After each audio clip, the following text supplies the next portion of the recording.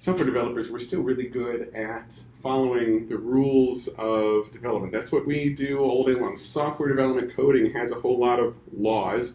Pretty much any industry has a whole lot of rules and laws, those basic fundamentals, and design is no different. Sure, there's a talent aspect to good design, but there's a talent aspect to everything. There's a talent aspect to writing code. There's a talent aspect to operating an excavator if you're in the construction business. Any industry has a talent aspect to it, but everything is still built upon those fundamental rules, those fundamental laws. And if we at least know what those rules are, we can follow them to be a little bit better. I can sit in an excavator right now and not have any idea how to operate the thing, but if somebody sits down with me for a few minutes and says this lever does this, and this button does that, and this lever and this pedal do this and that, I could at least make my way around. I could probably drive it to the other end of the lot. And we can do the same thing with design, whether that's for building websites or desktop applications, or even just making brochures, making flyers, anything that design really goes to. But first, I do have to add that I am not a designer. I mean, the title of this talk is Design for Non-Designers from a Non-Designer. I'm not a designer in any way. I didn't go to art school. I don't have that talent bone in my body either. However, when I started out my career, I started working for a company that's now called Tenets in New York. They're a great branding and advertising and marketing company. I started out my career in web development from the front end, from HTML and from CSS, and working my way down towards the database instead of how many developers start with the inverse. They start with that back-end code, they start with the database and work their way up towards the user. So I've been, even though I don't have that design talent, I've been living and breathing the front end first for the entirety of my career, working side by side with talented folks that do have that design bone in their bodies. And I suppose I've learned a little bit from osmosis. It doesn't make me a designer, but I've learned some things along the way. Which, of course, first is understanding the why, understanding why we are here, understanding why we have designers that are a part of our teams, that are making our products, making our advertisements and our brochures and our websites, anything. We have to understand first what the designers do, what their purpose is, what they serve for the team, and far too many, especially the developers in our world, say, well, they make it pretty. That's the designer's job, is they take our code, our functionality, and they make it pretty, which is entirely wrong. It's not their job. That's a consequence of their job. Making it pretty is sort of an artifact, a side effect of what it is they do. First and foremost, their purpose of design is making something usable, making something familiar, making something cohesive. A great example is a door. So the doors to this building, the doors to almost any building, they have some fundamental rules of design, some fundamental laws of design, of material design, of industrial design that are still common to just about anything that we deal with. So you walk up to a door, it's probably going to have one of two user interfaces on it. It's either going to have a vertical handle or a horizontal bar. Now, we know when we walk up to a door and it's got a vertical handle, what do? We pull it. We walk up to a door, conversely, it's got a horizontal bar, what do? We push it. We know this. Some could say that we've been habitually trained for this. Over the years, we've learned that when we walk up to a door and it's got a vertical handle, we pull it. When it's got a vertical bar, we push. Like our parents somehow taught us, now Jay, remember, when you walk up to a door and it's got a horizontal bar, make sure that you push it. Of course, no one's parents actually did that. It's much more habitual. And really from doors being about good material design and industrial design, we didn't learn how to use the door. The door learned how to use us. Now, we've all encountered those doors where the designer of the door thought their door was a super special, awesome, unique snowflake, and it's got vertical bars on both sides. And we've walked up to that door, and we've pulled and pulled and pulled on that door, and it didn't open until we finally gave up, and we pushed on that vertical handle. Or conversely, we've walked up to the super special, unique snowflake door that's got a vertical bar on both sides, and we walk right up to it, still in mid-stride. We push on that door handle, and splat. We get a face full of door, because somehow that bar was supposed to be pulled instead of pushed. We've all encountered those doors. We've all done it where someone has broken the rules of industrial design. But again, those doors are not us learning how to use the doors. It's the doors learning how to use us. Because as with this, as with the doors, with good industrial design, those doors are built around our muscular structure. You see, when we want to pull something, we grab a hold of it and we pull it. That's the way that our muscles are built in our body, are attached to our skeleton, that when our hand is vertical, our muscles are optimized to pull. Likewise, when we push something, if there's a heavy box on the floor and we want to push it, we don't push it this way. We straighten our hands up and we push it this way, just like the horizontal bar on the door.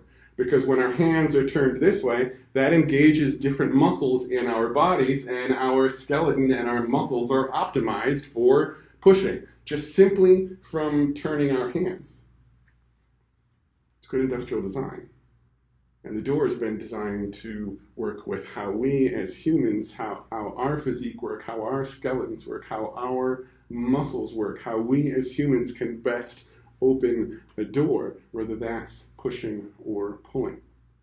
Now, designed for anything else, websites, desktop applications, who knows what else is no different. There's still those same rules that are best built around how we as humans naturally want to interact with things. So a few of those basic fundamentals on how all of this stuff works. And again, this is fundamentals of design. It really doesn't matter what it is you are designing. If you are putting a design on some sort of flat surface and presenting it to a human, this is going to be relatively agnostic for the medium. So first up is unity. Unity is the sense of familiarity, the sense of branding, the sense of cohesion to the thing, very similar to those horizontal bars and vertical bars on a door. That sense of unity, that sense of cohesion. For a lot of two-dimensional surface design or website design, desktop design, whichever, first and foremost, that's a cohesion through structure. For a website, we're going to most commonly think of that as its general layout, as its grid. We're going to have some sort of grid system. Often in a website, we're going to use some sort of a framework to help us build that grid. That the website's going to be, 960 pixels wide, and it's going to be 12 columns, and this element can span 2 columns, and this element can span 4 columns, and this element can span 8 columns, whatever. We're going to have some sort of grid-like structure that we're going to apply all of the elements to. And then we're going to have a consistency throughout the entire thing, the entire website. If our navigation is going to be on the top, great. It's going to be on the top throughout the entire website. Just like there's no door that's a super special, unique snowflake that has a horizontal bar on both sides of the door, or shouldn't at least. There's no page within your website that's a super special, unique snowflake where it's going to have a side navigation when all of the other pages in your site have top navigation. The footer is always going to be in the same place. The header is always going to be in the same place. The general layout of those articles versus where you put the asides or the ads should always be in the same place consistently throughout the entire website. As far as which grid you use, it doesn't really matter, as long as there is one. You can have a 3-column base grid, a 6-column base grid, a 12-column base grid. That grid could be based on the Fibonacci sequence for all I care, as long as throughout the entirety of your website, it is consistent. Now, there is also something to be greatly said for making sure you still follow the conventions of the web. Again, the doors are going to have horizontal bars on one side and vertical bars on the other against all the doors. There's a lot of different design choices we can follow with those doors. The handles might be made of steel, they might be made of copper, they might be made of wood, who knows? But we have those rules on what a good door is, and likewise with building out our designs, likewise with building out our websites. We're going to struggle with any website that puts its navigation at the bottom of the page, because we're so used to the navigation being at the top, or maybe on the side.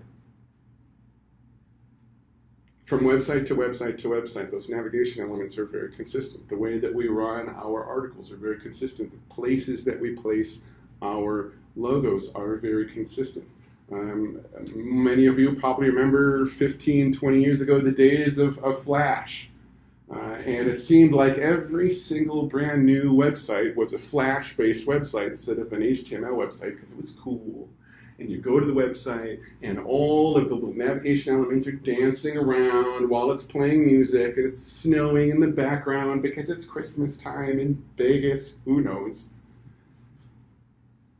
But then we had to chase our navigation elements around the screen, and they weren't always in the same spot from one page to another, and we really had to spend some time stopping and thinking about how do we use this thing? Which is really the nature of all of this, is having to stop and think about how to use that thing. Context switch. We want to avoid that context switch because it's expensive. It's a distraction. We want to eliminate as much of the distraction as possible so that our users can just focus on reading this material, interacting with this website, and not figuring out, hey, where are the navigation elements on this page? Now, for Unity, in addition to the cohesion through structure, there's also the cohesion through style. Most commonly, that's going to manifest as your choice of color, your color palettes. We're going to dig heavily into that in a bit. And then, of course, your fonts, your choice of font faces, font sizes, bold, italics, all of those things. We're going to dig into that as well. But that consistency through style really governs, really influences the story behind the data that's presented to the user, the information that is presented to the user. With this, there's very little consistency through style. The structure is certainly there. There's a little bit of style because all three of these pie charts are the exact same size, but there's always a story being told. And if you're not driving the story, your users, your audience are still always going to be searching for that story, looking for that story, making one up if they can't figure it out. So let's say that these three different pie charts were three different technical conferences, three different software development conferences. The first one, the highlighted graph, might be the .NET developers that are at a .NET-based conference. So you're going to assume that there's going to be a lot of .NET developers at a .NET conference, so that pie is going to be a little bit bigger. The second one might be a Ruby conference. It's probably not going to be as many .NET developers that are showing up to the Ruby conference. The third one would be a web-based conference, a JavaScript-based conference. There's still going to be a healthy number of .NET developers that are at a web conference. But these three pie pieces, there's no consistency, there's no unity, there's no consistent style through those three different charts. So when you first see these pie graphs, you think they're disparate. You think these three pie charts have nothing to do with each other. But with some of that consistency through style, we can bring that together. And now the story that's being presented that you are automatically going to start with and begin your interpretation of is that there's going to be some sort of connection between these three pie charts. Not only are they the same size, they have the same background colors. The highlighted piece is also all the same color. So not only are these three pie pieces or pie charts related, those three pie pieces are likely related just because of a consistency through style.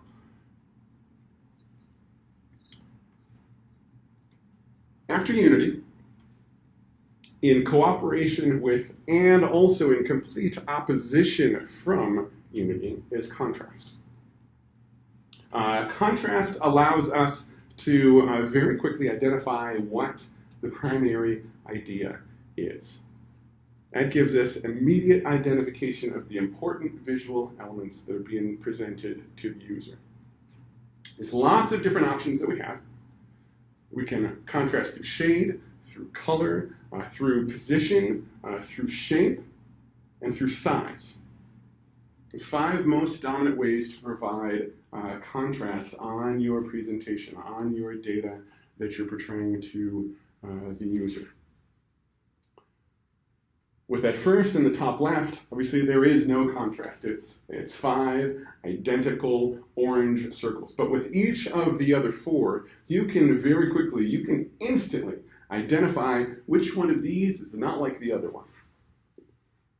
Just through our color, just through our shape, just through our tint, just through our position, just through the size. It applies the same way with the text that we put on the screen. Naturally, with the sample that's on the left, there's no contrast with the text itself. So if it wasn't in Latin, or maybe you can read Latin, part of the history of Rome, if you could read Latin, you would start at the top left and start reading. You're going to begin in the first paragraph, and you're going to read through all 3 paragraphs. But with a little bit of contrast, they're really bolding out that second paragraph in the sample on the right, adding that extra contrast, muting the other 2 paragraphs in the same sample. I'm really drawing out that one paragraph, and your eye is focusing on that one first. If it were in English, you're going to read that one first. You might afterwards go back to the first and third paragraphs and read them as well, maybe for a little bit of context. But you're going to start at that second paragraph. I am governing your interpretation of this data. I am driving that story through my Unity and through my contrast of the elements on the screen. Same thing applies to even the graph data. There's always a story. There's always contrast. Pie chart on the left, the bar graph on the right. Where's your eye drawn? The biggest element. The biggest pie piece, the biggest bar. Because given everything else equal, that's the contrast. There's always contrast. There's always a story. With a little more contrast on something else, I can draw your eye elsewhere. I can draw your eye to a pie piece on that chart that's not as big, or to a bar on that bar graph that's not as big, by adding just a little bit more contrast.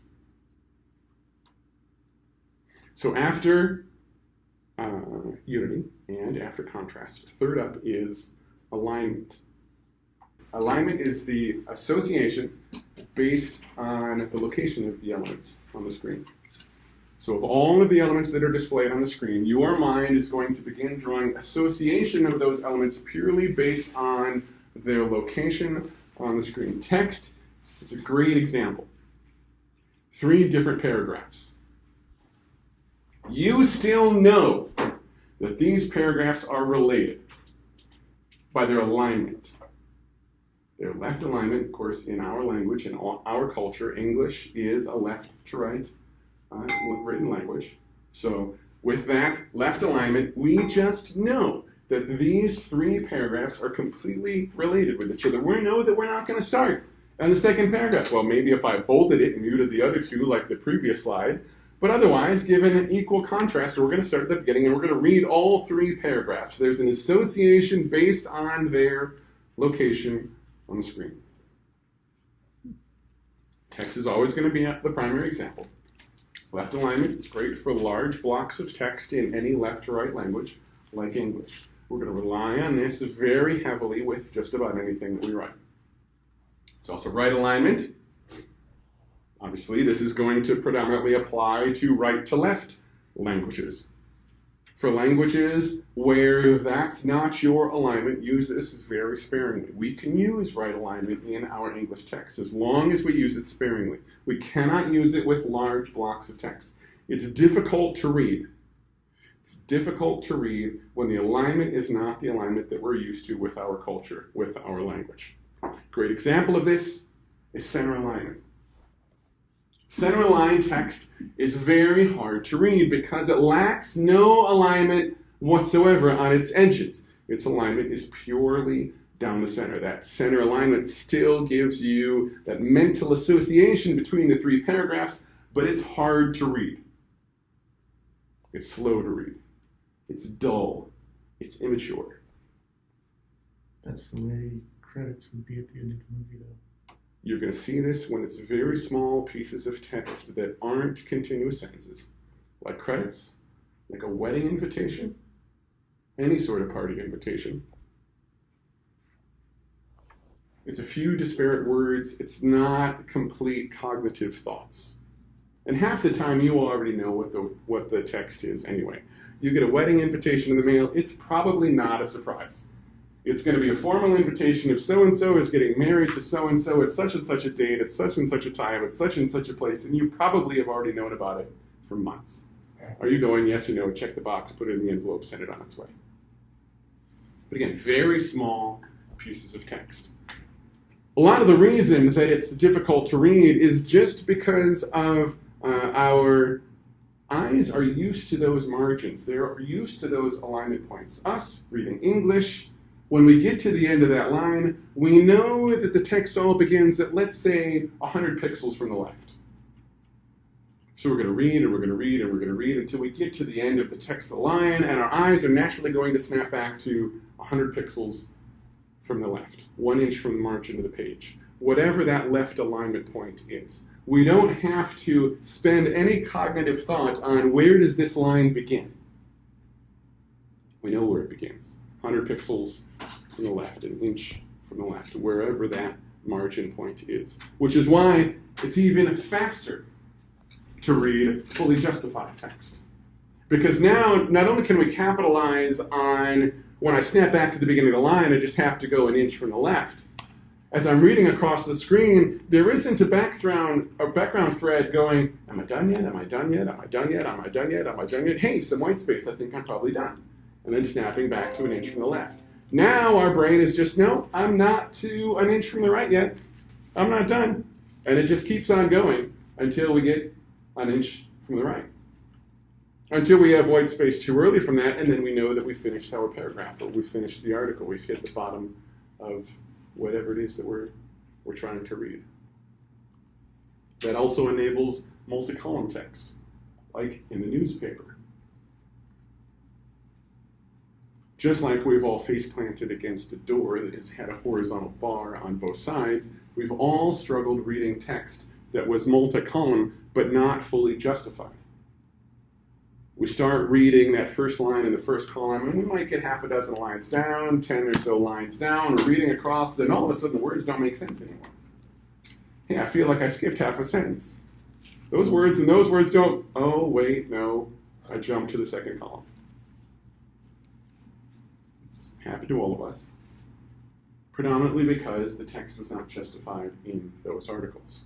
Because we can read it much faster when it's justified text, because, hey, I know whatever alignment point, however many inches, however many pixels over this column ends, I just got to read to that point, and then I can snap back to my left margin again. I'm going to read very fast, justified text, especially when it's in multi-column, which is why newspapers do it all the time. Now, this isn't just about aligning the lines of text so that we can read the other lines of text. There's also further alignment from aligning our elements, text or otherwise, with other elements, text or otherwise, on the screen, on the sheet of paper, on the whatever. Here, we're still aligning the element of the text with other elements on the screen.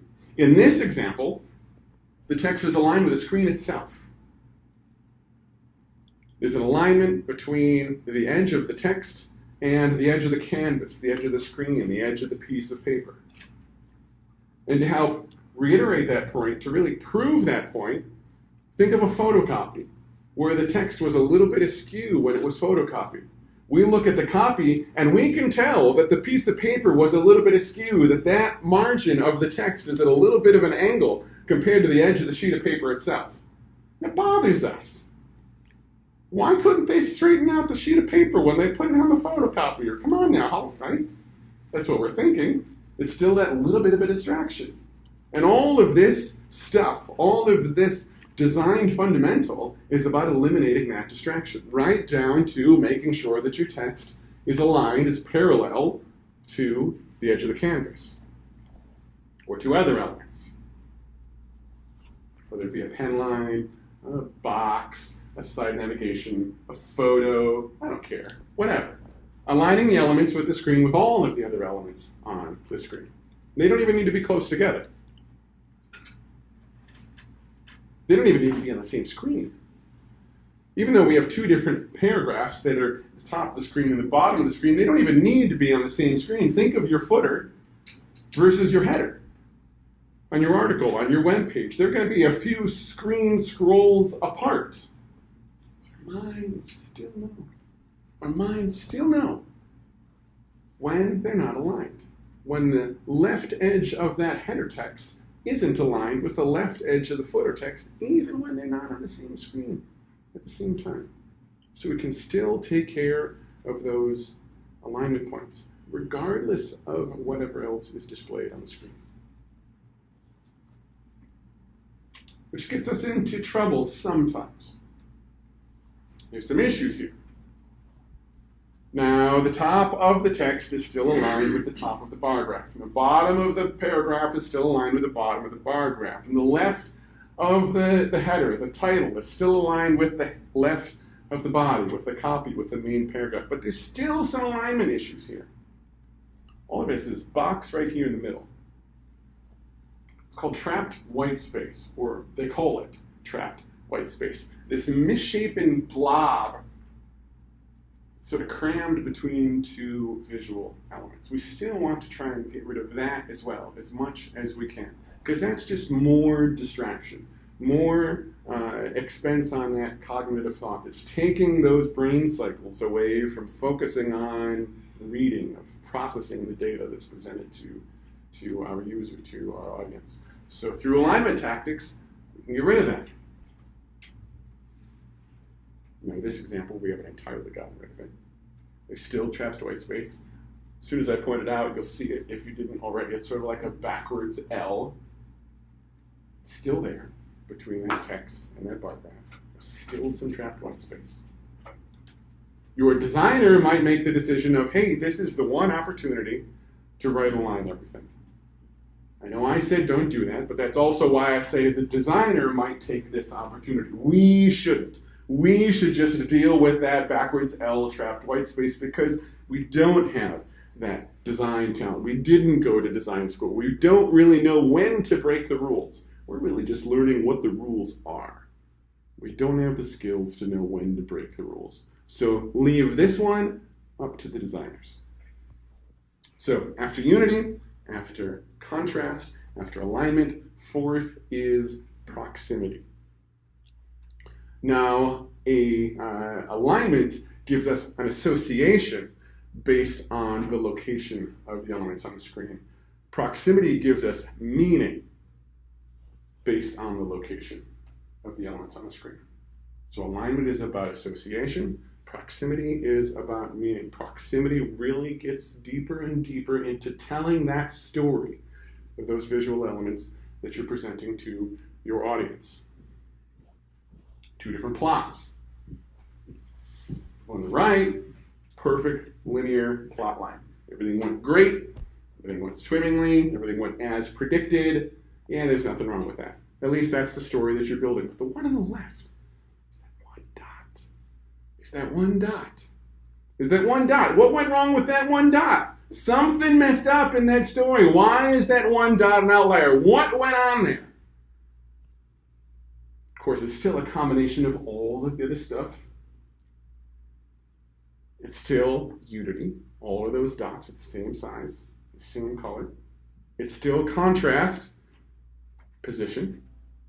That's why you know that it's out of whack. There's still an alignment there, especially when compared to the right side. So you know that there's an association of those elements, but really that proximity, that's the outlier of the one. What went wrong there? Your brain is going to start building that story.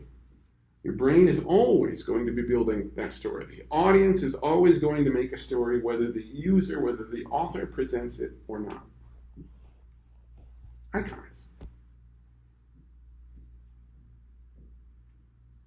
Same elements, same unity, same contrast, same alignment, only difference is proximity. On the left, happily, presumably married, heterosexual couple with 2 kids. On the right, not so much. Your brain is going to build a story that they got divorced. Your brain is going to build the story that the wife got custody of both children, purely because of the proximity of the elements. Your brain is building that story automatically based on your experiences, based on the context clues, just off of the proximity of the elements on the screen. Proximity governs how we interpret the flow of data. In, let's say, an Excel sheet, are the rows more important? Are the columns more important? Which in itself is how you interpret the data. Are you going to interpret the data top down or left to right? There's plenty of options available to us for proximity. Are the elements predictable? Are they inconsistent? Are they just seemingly random? Are they grouped together? Are they very consolidated? Are they very spaced out? All just differences with proximity. We're going to see this with elements of headers versus body copy. Because of that proximity, we're going to group together our headers to our body copy. The header is going to be closer to the paragraph below than it is the paragraph above. That's the grouping. That's the association. That's the meaning. When we have forms on a web page, the label of a text box is going to be closest to the text box that it's for. If you have 2 different text boxes, above and below, that field label isn't going to be equal in the middle between the 2 of them. It's going to be closer to one or closer to the other. It's going to be grouped. And that proximity governs its meaning. That proximity governs the meaning that says this label goes to this field. This field is first name. This field is phone number. All for that proximity. 5th is hierarchy. So we have our unity, we have our contrast, we have our alignment, which is the association of elements, we have our proximity, which is the meaning of the elements, and we have our hierarchy, which is the relationship between the elements. Simple hierarchical relationship. 3 different examples. One where the focus is more on the core than it is on the children, on the satellites. Think of this as perhaps the Secret Service or some other bodyguard system. The Secret Service members are going to lay down their life protecting the president. That's their job. That's their duty. They're going to sacrifice themselves to protect the core. The middle example, where the core of the hierarchy has the same hierarchical impact, the same hierarchical weight as the children, as its satellites. This might be a sports team. Think soccer or hockey. Hockey's a great example, especially in this town with the Golden Knights just getting a playoff berth. Protecting the puck is important. You want to make sure that the puck goes into the other team's goal and not into your own goal. But protecting all of the other players is just as important. You're at a significant disadvantage if you only have 4 players instead of 5 trying to put that puck in the other team's goal. We call it a power play. Protecting the puck is just as important as protecting the players. And of course, the third example, where the core, the center, is much less important than the children. A parent-child relationship is a great example of this one. Parents were going to happily, gladly sacrifice themselves to save the lives of their children. If they see their kid running out into the street to chase after a ball, they're going to chase after the kid. Push the kid out of the way of the oncoming vehicle, even if that means they themselves are going to be hit by the vehicle. Hierarchical relationships. See this with our text. Any of the information that we present to our audience. The page title is the most important thing. The New York Times. The banner across the top. New York Times. That's the biggest text on the front page of the New York Times. Always. With very rare exception. There's probably a brand new war if the New York Times isn't the biggest text that's on the page. Below that is going to be the article headers. Below that is going to be the article content, the article body. Think of how hard it would be to read the newspaper if all of the text on the newspaper was in the exact same font, in the exact same font size. Where do the articles start? There's going to be a lot of extra distraction figuring out what the titles of each of those articles is. You can do it. It's going to take a lot more time, a lot more cognitive thought, a lot more distraction to figure that stuff out. We can do it, but just the nature of good design helps us along, makes it easier for us to just go on about reading the news that's most important to us. And the sixth thing is white space. This is the visual breathing room that we give to our elements. Sometimes we put too much on the screen. It's tight. It's uncomfortable. So what happens when software developers put too many field controls on the screen at the same time? We have some sort of settings or control panel screen that's going to have 57 different controls, and us as software developers, too much. We put all 57 controls on the screen at the same time. And I'm not talking about on the page. I mean, we don't even have to scroll. They'll all fit on the monitor screen at the exact same time, and our users will be too much, I can't take it, too much. Causes a lot of conflict, causes a lot of confusion, causes a lot of animosity. Give those things some space. Give those things some white space. Gives it some importance. Gives it some focus. And not always. Sounds weird to say, but maybe this dot is isolated. Maybe this dot is lonely. White space is really about the emotion that you're trying to convey with your stuff, with your information, with your form field, with your data, with your charts, whatever. White space drives the emotion of your design. So be conscious of the emotion that you want to convey. Because you can do anything just with white space. That tight, constrained feeling, maybe that's exactly what you want. I don't know, maybe you're making a flyer, a brochure, or a website for a horror movie. You want that animosity. It's an emotion that you're looking for. White space really governs the emotion, and be conscious of that emotion when you are telling the story of the information that you want to convey. So, those are the 6 fundamentals, if you will. We have unity, contrast, alignment, proximity, hierarchy, white space. I said I wanted to get into color. Color is very important. Color is incredibly important of what makes good design. Regardless of what the design is, color is incredibly important. So, in the technical space of software developers, this is the color wheel that we're used to. 3 primary colors: red and blue and green. The 3 basic colors are like that's the RGB codes that we have in our styles and CSS from our web page. Anytime we want to influence color on the screen, it's about some composite of a red color, a green color, and a blue color. This is what we're used to. This is really the color wheel of science versus the color wheel of print. The CMY or CMYK, K is black, cyan, magenta, and yellow color wheel. Again, this is used in print. This is used for making those paint samples if you go down to the Home Depot. The difference between those two color wheels is the color wheel of light is additive. So of course we know with our color codes in style, we turn the red all the way up, we turn the blue all the way up, we turn the green all the way up, we get white. There's no way to get to black except off.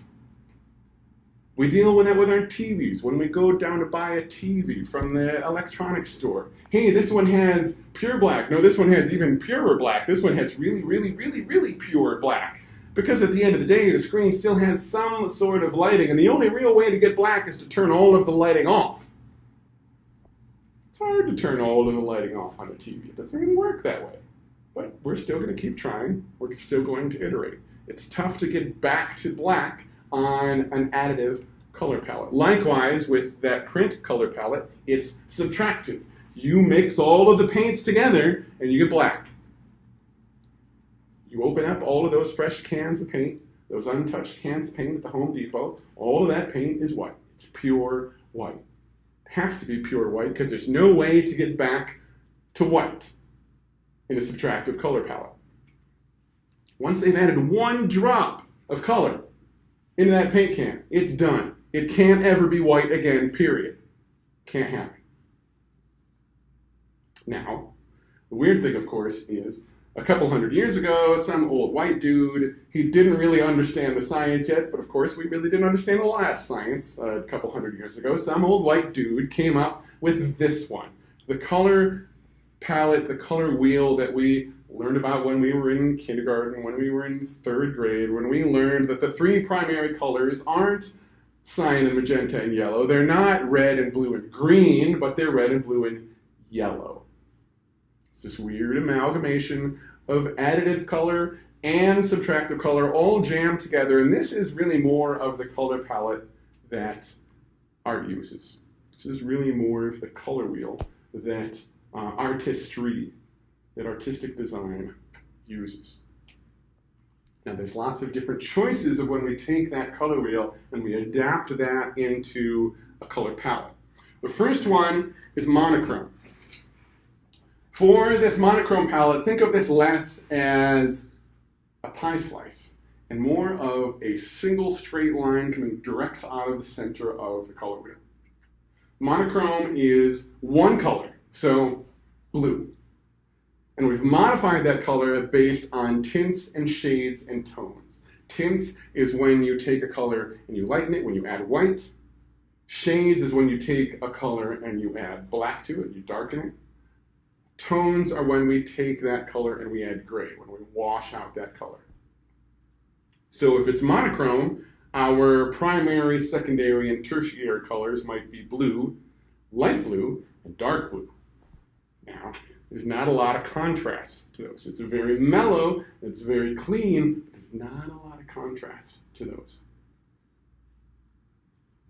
So it's very hard for us as non-designers to weld the power of these monochrome color palettes. So don't use this. Second, analogous. So now that pie slice, that blue pie slice, rather than taking lighter colors and darker colors, think of the pie slices on either side. So if our primary color was blue, our secondary and our tertiary are between this purple and this cyan, this turquoise color. It's the pie slices on either side. Now, when you're choosing those primary and secondary and tertiary colors, most important thing is their unity. So whatever colors you pick, be consistent throughout your application, throughout your website, throughout your brochure, throughout whatever this medium it is. Blue is going to be your primary in this example because it's in the center of that analogous palette. As far as your secondary and tertiary, it doesn't matter if your secondary is purple and your tertiary is cyan, or if your secondary is cyan and your tertiary is purple. It doesn't matter as long as it's consistent. Before you start out, say, I'm going to make purple my secondary and cyan my tertiary. Great. Stick to that throughout your entire application. You don't have one web page that's a super special, unique snowflake where you want to flip that order. It's consistent palette used throughout the website. As far as those analogous color palettes, these are also very mellow. These are very natural. You're going to see this color palette in nature a lot. Why? Camouflage. The colors are very close to each other. The colors are very close to each other. If you think about camouflaged clothes that hunters or soldiers wear, all of those colors are very close to each other, and those colors also match the environment that they are going into. You know, if it's an alpine mountain, it's going to be lots of whites. If it's going to be jungle, it's going to be a lot of rich greens. If it's going to be a desert, it's going to be a lot of browns. It's an analogous color palette. Those colors are very close because of camouflage. Squirrels are brown because trees are brown. All of the pink squirrels got eaten a long, long time ago because there's lots of contrast there. This one is about eliminating the contrast. And anything that eliminates the contrast is ones that we as non-designers want to avoid. So, don't use this. Complementary palettes. This one takes that contrast dial and turns it up to 11. Complementary palettes are taking a color on the color wheel and your secondary, really there only is a secondary, there's not much of a tertiary here, that secondary color is on the exact opposite side of the color wheel. These two colors are in direct opposition to each other. These two colors are in direct conflict of each other. It does not get any higher contrast than this. Predominantly when you see complementary, it's weird calling them complementary when they're in such opposition to each other. When these complementary colors get used, you'll normally see a tertiary that's a neutral color, like a gray or a black or a white, just used as a mediator. Maybe like a thin pen line separating the two colors from each other. Just something to add a little bit of space, back off that conflict just a little bit. But just like we want to avoid palettes that have little or no contrast, we as non-designers want to avoid palettes that are nothing but contrast. With great power comes great responsibility, and we don't know how to handle this kind of power. So, don't use it. Split complementary. So if we take that complementary palette, and for our secondary, we take the two colors on either side. So kind of think of this one as a mix between the complementary palette and the analogous palette. So with this one, the color that's all on its own, in this example blue, is our primary. Our secondary and our tertiary are our choice between that reddish orange and the yellow. The ones that are on either side of what would be the complementary orange. It's the analogous left and right side of that secondary orange. This takes that contrast, it backs it off into a more manageable space. There's still plenty of strong visual contrast in this color palette, but it sort of backs that off so it's a little bit easier to manage. This color palette, this is the one we should use. This is a great color palette for beginners, for non-designers like all of us to use. This one, a split complementary palette. There's also a triadic palette.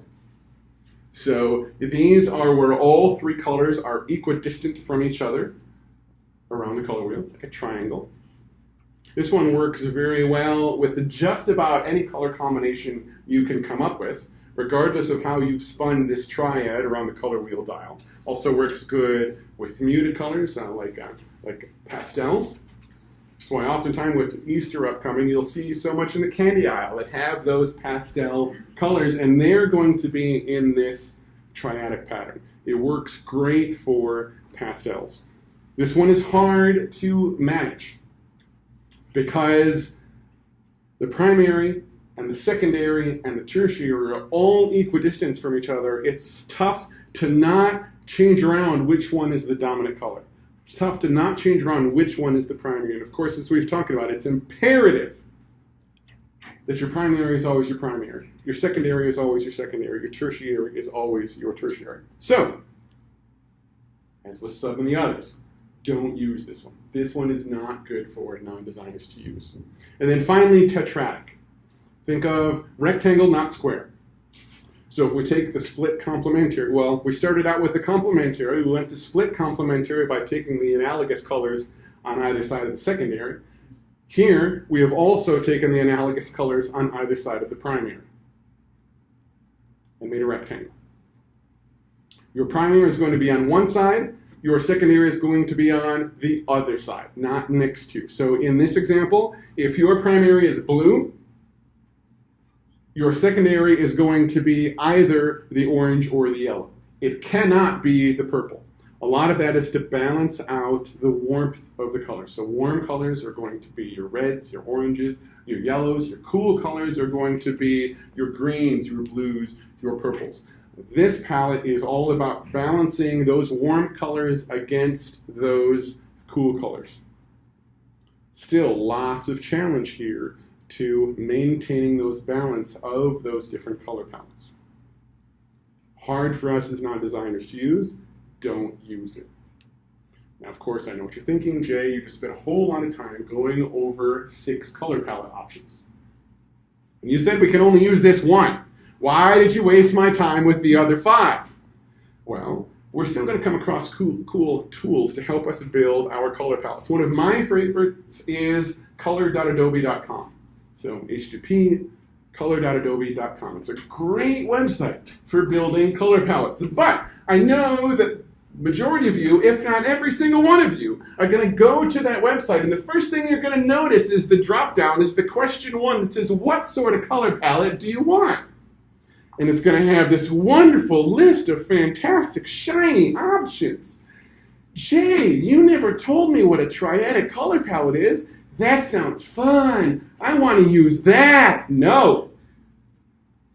Now, at least when you go to that website and you see the drop-down of a sea of color palette options, you know what they all do. You know where their power is, and you know which ones it's safe for you to use and which ones are better left in the hands of the professionals that actually have an art degree. Now, plenty of people have asked me about the psychology of color. There's certainly some aspects of psychology of color. The feng shui of color. The oranges invigorate me, and blues, you know, they make me a little bit sleepy. Of course, blue is a very popular car color, and sleepy is exactly what I want when I'm driving down the road and seeing all of these blue cars. They put me right to sleep. But that's not how it works. There's not a tremendous amount of science that really backs up this psychology of color, and really it's incredibly cultural based anyway. Yellow is happiness, smiling, so is white. Black is sophisticated, so is pink, so is purple. In many cultures, purple is also royal. There's a lot of different options here. There's a lot of culture-based options here to these color palettes, but really at the end of the day, people buy an orange car because they like the color orange. People buy a blue car because they like the color blue. They buy a green car because they like the color green. We choose these color palettes based on that's what we like. We choose the color palettes because that's what matches the brand of our website, of our business. If you're making a website for John Deere, your color palette is going to be John Deere green and John Deere yellow. You're going to follow the branding strategy. You're not really going to have a whole lot of choice in that.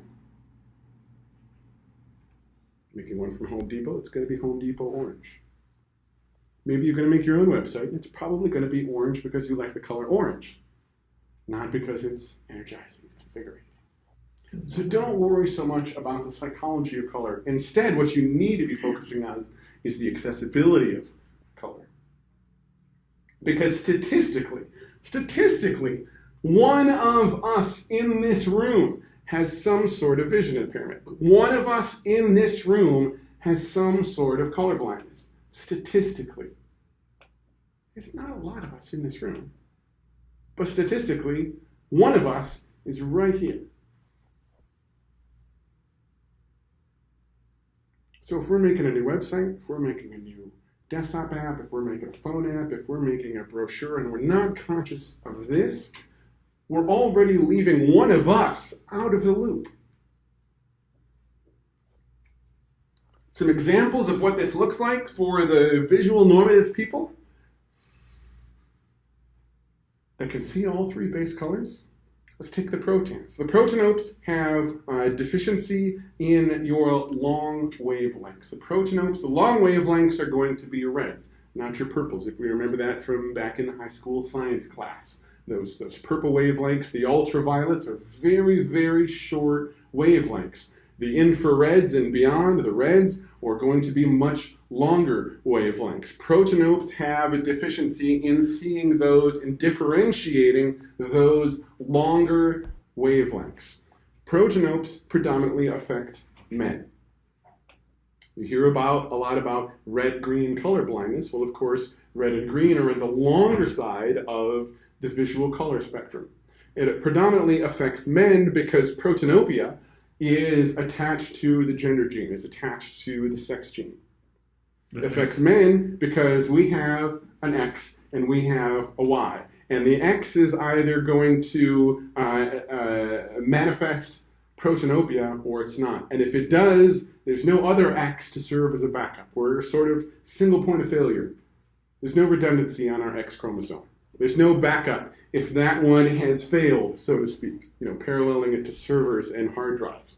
So that's why it predominantly affects men. If you were a woman that one of those X chromosomes had protonopia, well, you still got that backup X chromosome to make up for it so that you could still see the full color spectrum. So, but for those protonopes, let's take pink and take blue.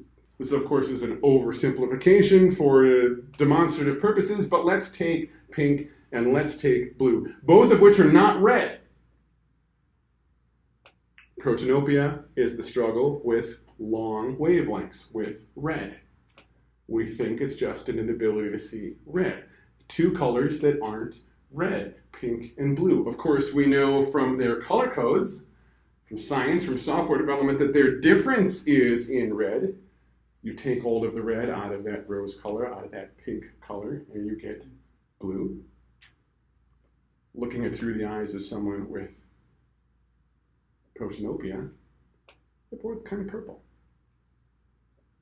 The pink and blue, if you could see the full color spectrum, have a lot of contrast to them just off of their color. We talked about the different types of contrast. One of those was color. There's a lot of contrast in color. But to a protanope, those two colors, there's not a tremendous amount of contrast. Next is deutanope. Deutanopes struggle with the medium wavelengths, the green. So it's still considered part of that red-green color blindness because this one affects green. Two colors that aren't green. Think mustard and ketchup for a deutanope. Through the eyes of the deutanope, we've got mustard yellowish and baby blue brown. Not a lot of contrast to them. Think about not really having the same visual acuity to differentiate mustard from ketchup. It's weird to me. It blows my mind. But yet, something we should be conscious of when we're choosing our color palettes. And finally, tritonopes. Tritonopes are certainly an equal opportunity offender when it comes to gender. Tritonopia is not associated with your gender. It's not on the sex gene. Impacts your ability to see short wavelengths. See your purples. Differentiate your yellows and blues and purples. Two colors that aren't purple. We've got pink and orange, not purple. But we remove that blue aspect of the color spectrum, and now they're very close shades of pink. They're like rose colors. On a struggle to see blue, pink and orange turn to rose.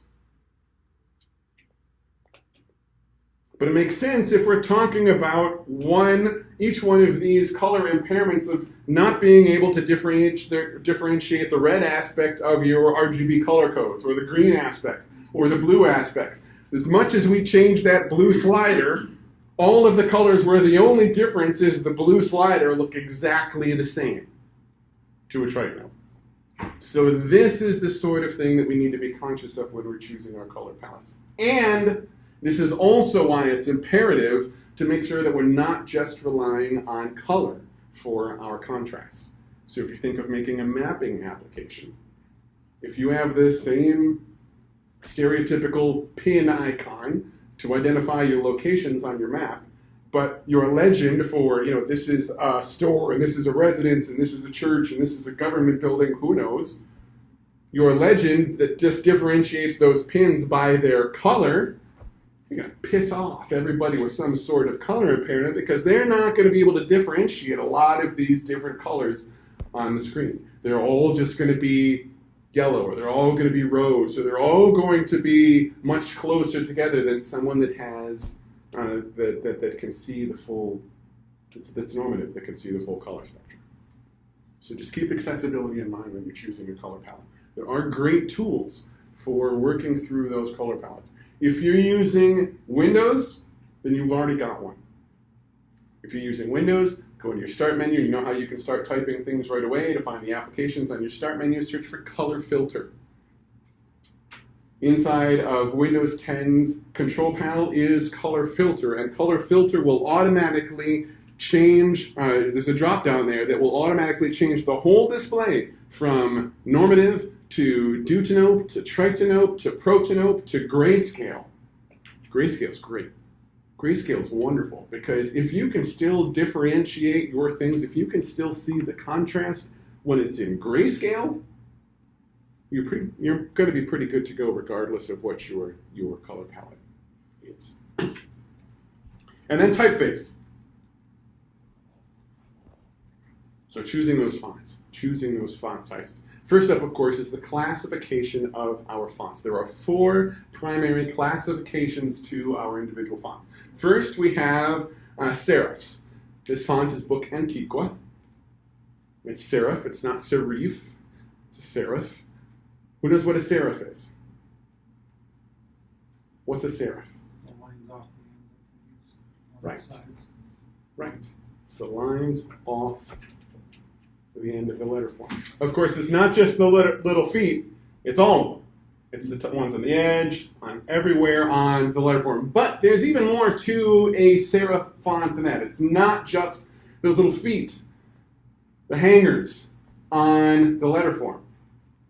There's also a stress, as they call it, a stress to the letter form as well. See, it's not a mono-weight font. What that means is the thickness of the letter form, of the line, is inconsistent.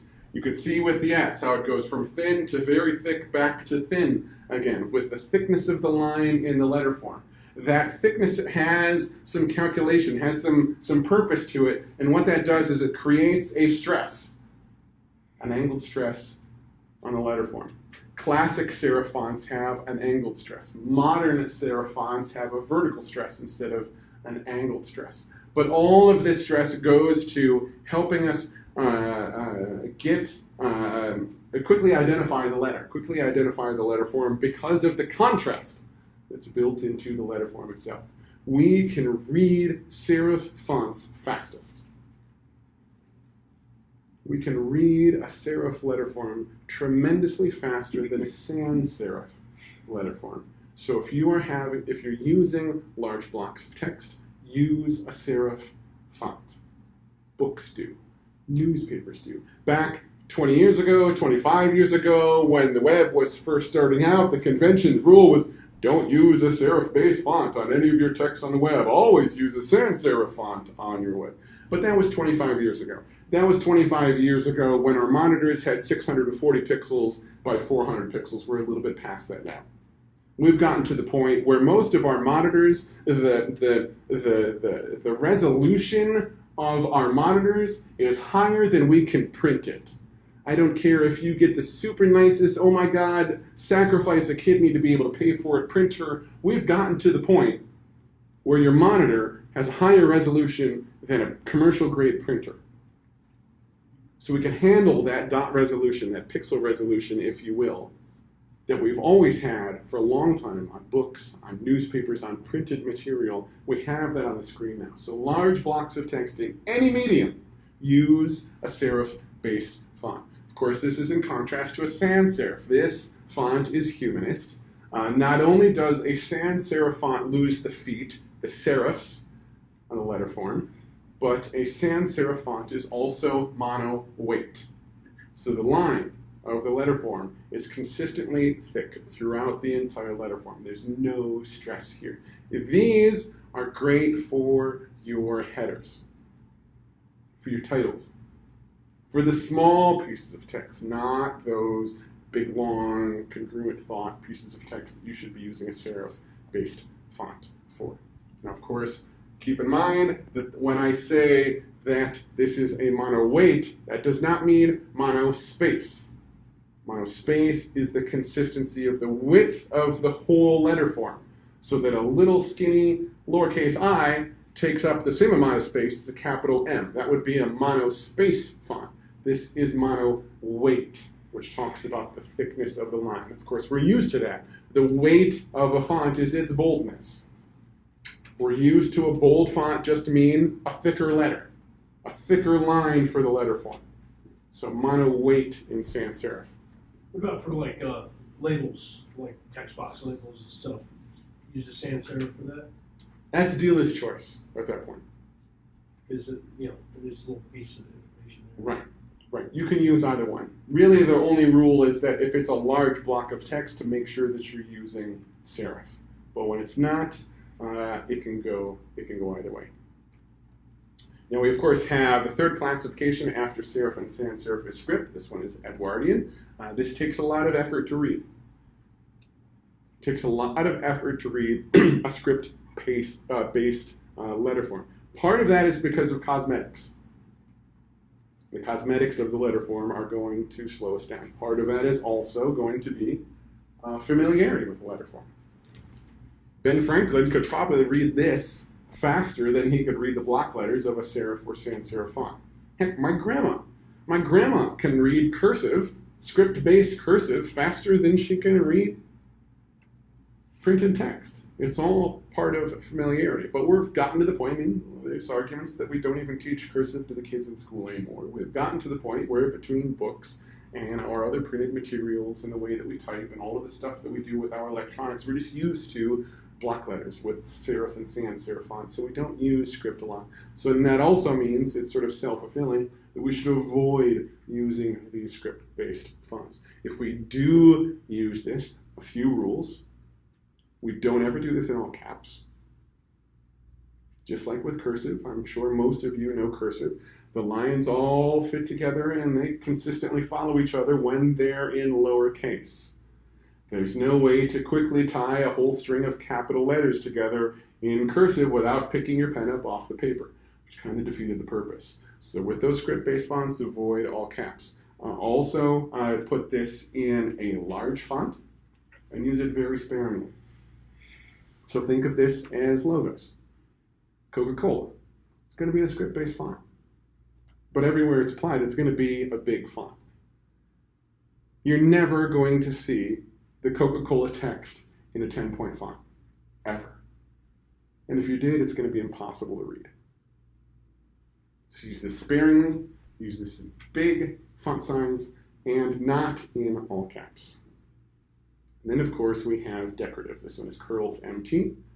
Use also in very small quantities. Hopefully you are going to keep this to invitations for your Halloween party, and for emails that lets everybody know that there's still donuts available next to the printer. Comic Sans, right, is a decorative font. Comic Sans is a decorative font. Someplace there's widely used application of this. Comic Sans is used in comics. That's why it's called Comic Sans. It's used everywhere in comics, but there's a familiarity there and an expectation there in comics. It's almost weird if we see a comic that's in Times New Roman. Times New Roman is very out of place in Dilbert or Garfield. What? It seems to take away the humor. Right, it takes away the humor. Right. So use this sparingly, use this only in specific cases, instances, applications where it is appropriate to use a decorative font. Now, it's important with your font choices to make sure that you are avoiding all conflict. And instead, with your font choices, make sure that you are relying on contrast. What I mean by this is all of us in the room, most of us in the room probably have used, have heard of Helvetica versus Arial. Very, very, very close font faces. Too many people in our space think that they're the same font face, and they're not.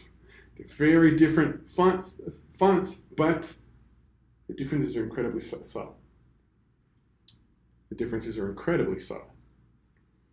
Most of us can't tell the difference between the two. Sheet of printed paper all in Arial, sheet of printed paper all in Helvetica. We could tell that they were different fonts. No one could identify which one was which, let alone the differences between the font faces themselves. You know, oh, this one's taller, this one has a skinnier weight. Who knows? There's a distraction there. We're trying to eliminate those distractions. That distraction is the conflict. We want to avoid the conflict. We want to make sure that there's contrast, not conflict in the letter form. First and foremost, when we're using that, making sure that whatever categories of fonts, whatever font faces that we use, they're at most one per category. So if you're using Helvetica, great. That means within that application, you're never using Arial. You're never using Tahoma. If your serif font is Times New Roman, great. That means throughout your application, you're never using Book Antiqua, you're never using Georgia, because they are other serif-based fonts. So you can use, at most, one serif font.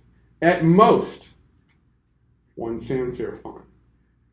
And in most cases, it's probably 0 script and 0 decorative fonts, unless that really matches your application, you know, your storyline, your emotion, your voice, or matches the logo of the corporation that you're building something for. So at most one serif font, at most one sans serif font. Be conscious of the texture of the font. Texture is hard to describe because when it comes to texture, English sucks.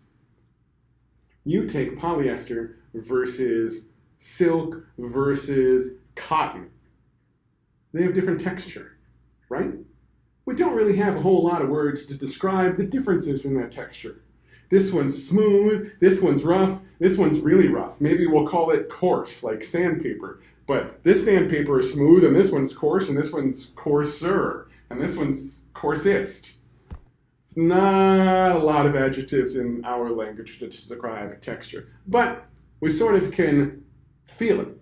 We can sort of see it. These fonts are in the exact same font size, so the height of the letter form is the same, the weight of the letter form is the same, but you can sort of tell that there's a different texture to these letter forms. So be conscious of the texture when you are making font choices and making sure that there's not conflict, there's contrast. Likewise, color. And in this case, I'm not talking about blue versus red versus green. Think of it more as how much ink goes onto the paper if we spit this thing through our printer. There's more color to some of these fonts than the other. It's not really about boldness. Boldness is really about relationship to other letters within the same font.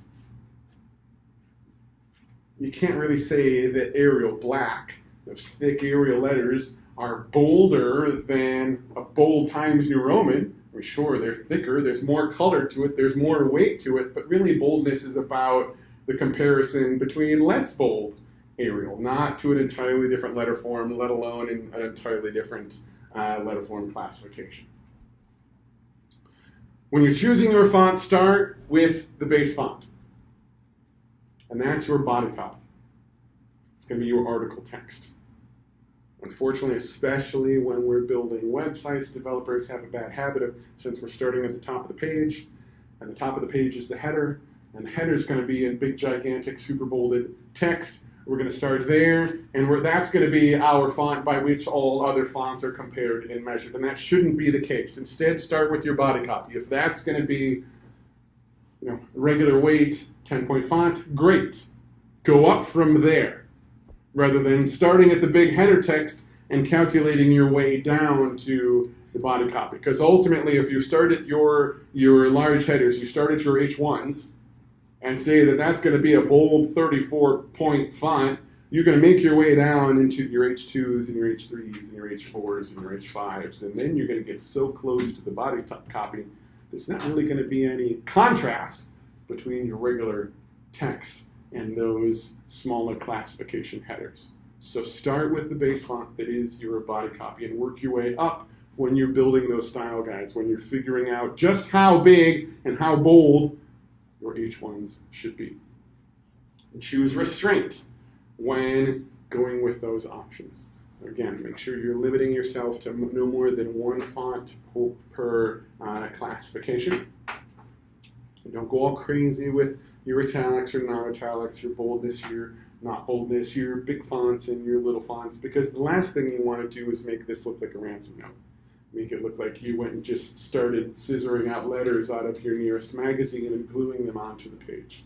You want to have that professionalism, that polish. So use some restraint when you're building out these differences in your use of font, your hierarchy and contrast of fonts.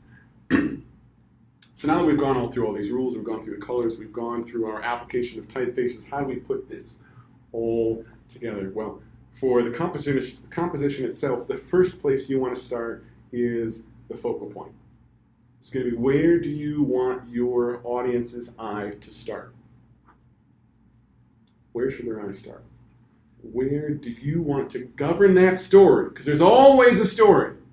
Your story is going to start here at the focal point. It doesn't really matter where it is. I don't care where it is. No one else cares where it is. You choose where it is because it's your story and it's your responsibility to drive that focal point. Wherever it is, start there. Second, make sure that you're always grouping your information together. So again, those field labels on your text boxes, make sure that they're intelligently grouped together with your fields, your text boxes. If you have two different text boxes, first name and last name, the field label doesn't go equidistant in the middle. That label applies to one text box or the other. So stick it with that text box. Move it close to that text box. Group your information. Have consistent and strong alignments throughout your application, and aligning all of the other things to all of the other things. The screen's hideous because it doesn't rely on it. It doesn't rely on those strong alignments. It hasn't aligned all of the things with all of the other things. Sure, there is some alignment in there. The left edge of the 4 bars in the bar chart are all aligned with each other. The navigation elements, those 4 menu items, they're all aligned with each other, with the other navigation elements.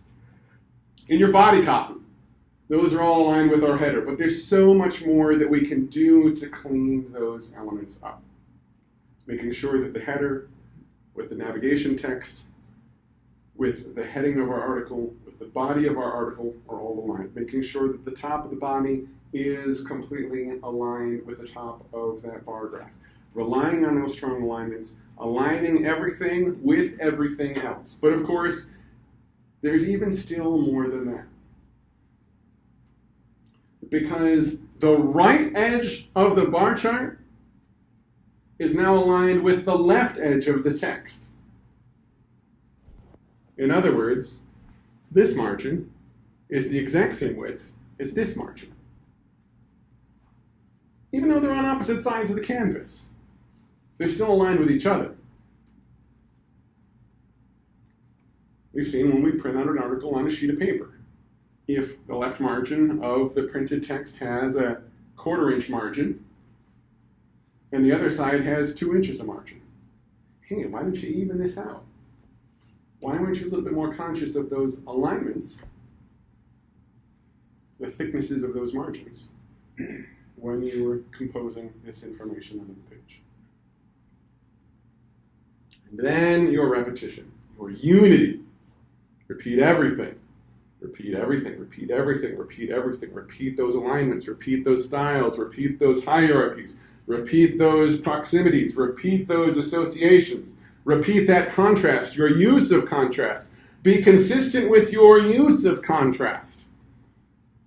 We've got 5 different options, but rely heavily on 2 or 3 of them, not all of them. Because unity, there's still contrast in unity and unity in contrast. But as far as contrast is concerned, make sure that you remember that this is not contrast. This is contrast. Kind of like the old saying, go big or go home. Contrast is big. If it's subtle, it's conflict. If it's subtle, it's a distraction. It's really slowing down how the users can consume your data. And then follow the rules. Just like those 5 different color palettes that we can't use them. Follow the rules. We didn't go to art school. We really don't know enough about these rules to know when it's appropriate to bend those rules, when it's appropriate to outright ignore and break those rules. We're non-designers. Didn't go to art school, so follow those rules. For some further reading, 2 fantastic books. One by Nancy Duarte. It's called Slideology. This book is like $20-25 on Amazon. It's a great read. This book is focused on building slide decks, well, like this one. But it's on those fundamental rules of composition. And the fundamental rules of composition don't care if you're making PowerPoint presentations, if you are making brochures, marketing campaigns, billboards, web pages, mobile apps, desktop apps. They don't care. The fundamental rules of composition are the fundamental rules of composition, and this book focuses on the fundamental rules of composition. So it's a great book, even if you're not building a PowerPoint deck.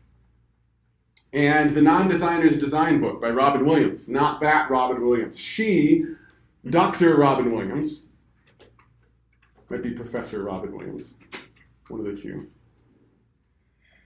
wrote this great book, The Non-Designer's Design Book, that is really written for us. And again, similar to Slideology, it focuses on just those fundamental rules of composition. There's a lot of examples in here on how to build a good Halloween invitation. Fundamental rules of design. Also, like $25 or so on Amazon. This book it's tall, it's about yay thick, got lots of pictures in it, lots of examples. It's a great book for folks that, well, like us, that didn't go to art school. So for your next steps, practice this stuff. And you'll have to anyway, because we're all making stuff. We're all making invitations and brochures and PowerPoint decks or web pages when we don't have a designer on the team, or we just don't want to make it quite so hideous when we hand it off to the designers so they can make it pretty. Of course, really make it usable, make it truly functional, make it so that users can interact with it. But practice these concepts and use them to make things a little more awesome. They might not be completely awesome because we're still non-designers, but at least the goal can be so that our users hate us a little bit less. If they want to throw us out of a building, maybe it's not so many floors up this time. If we'll have some questions, but if inevitably you'll come up with the best questions after you already walk out of the building, so feel free to hit me up on Twitter, at jharris on Twitter, or j@aronosoft.com on email. More than happy to field any follow-up questions.